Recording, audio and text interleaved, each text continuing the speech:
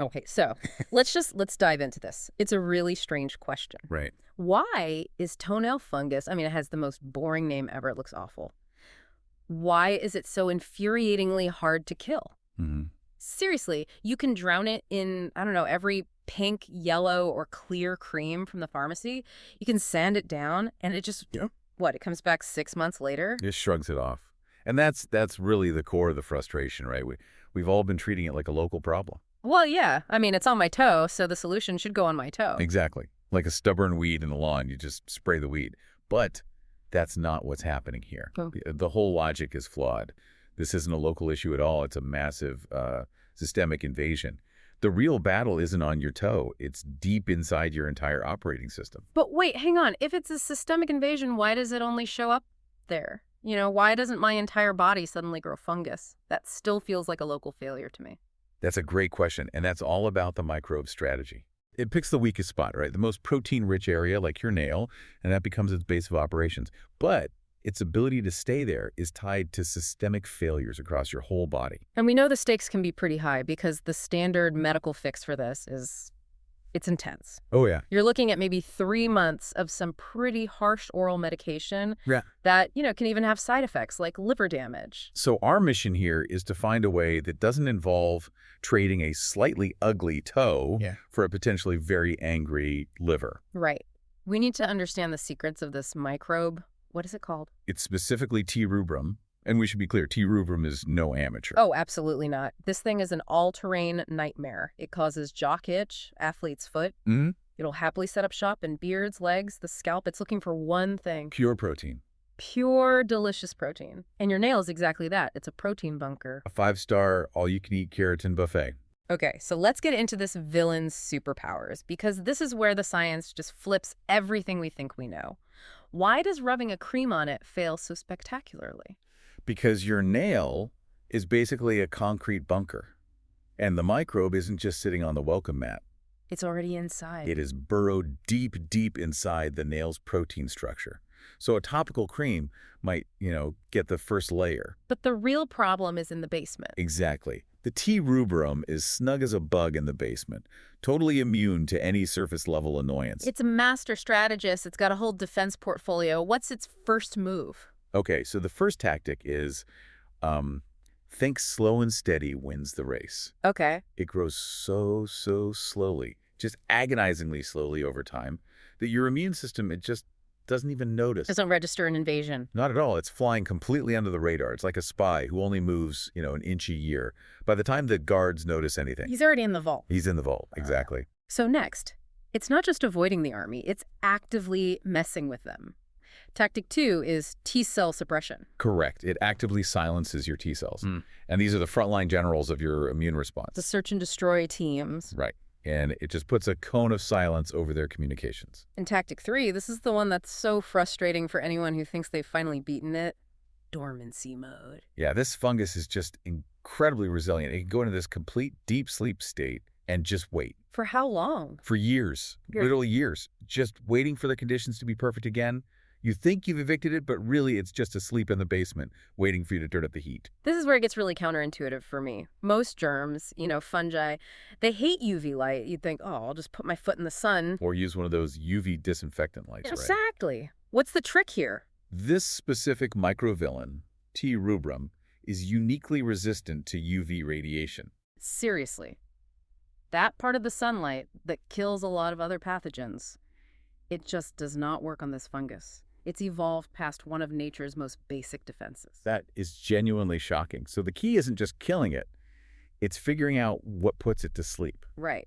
And the paradox is the microbe goes dormant when your systemic immune system is working well. So when your body is hostile, it hides. It gets too hostile for it to be active, so it's forced into hibernation.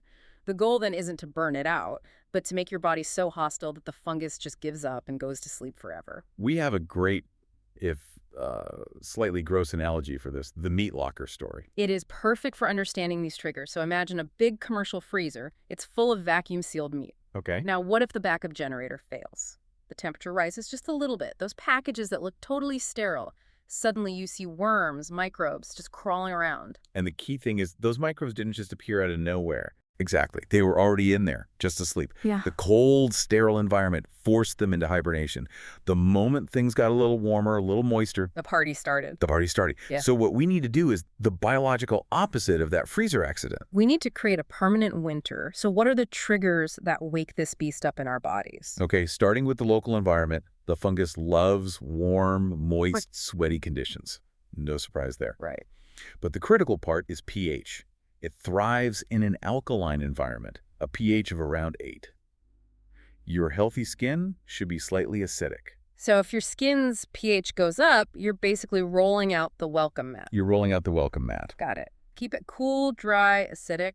But the most powerful activator, the BIP key this microbe uses, is systemic immune suppression. And this is where we completely shift from, foot hygiene to your internal health. So what lowers those defenses? Well, stress is number one. Being diabetic or overweight, that dramatically increases your vulnerability. And a big one is taking broad-spectrum antibiotics. Because that kills off the good guys. It kills the good bacteria that usually keep the fungus in check. So if you're stressed, your diet's off, and you've just taken antibiotics, you've basically sent the fungus an engraved invitation and a welcome basket. You really have. But the single biggest culprit, the thing this fungus really relies on the most, is vitamin D deficiency. The master key. The master key. And this is where it gets really sophisticated.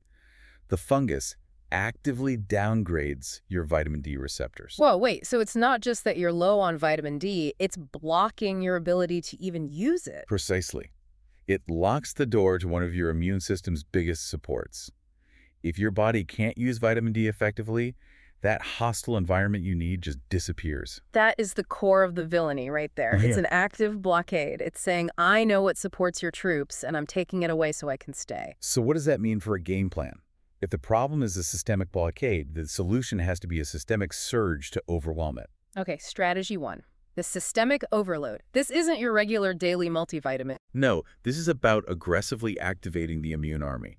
The goal is to build up your system to be maximally hostile, to force that permanent remission. How do you do that? Based on case studies that have shown this can work, it requires a really high dose of vitamin D3.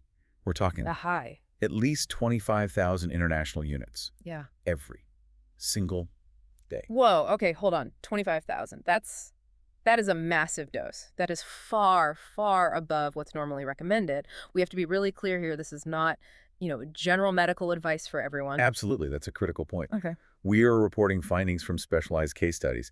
This is a therapeutic, aggressive surge. To overcome that receptor blocking strategy you mentioned. Exactly. It just underlines how robust this microbe's defenses really are. Understood. And there was a bonus tip too, right? Something about applying it topically. Yes, there are some preliminary reports that applying liquid vitamin D directly on the nail might speed things up. You're attacking from the inside and the outside. Which brings us to strategy 2, the 2-part topical attack. Right.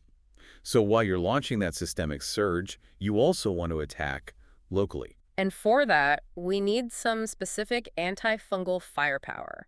We're looking for zinc pyrithione. Correct. Not just any zinc, but that specific form, zinc pyrithione.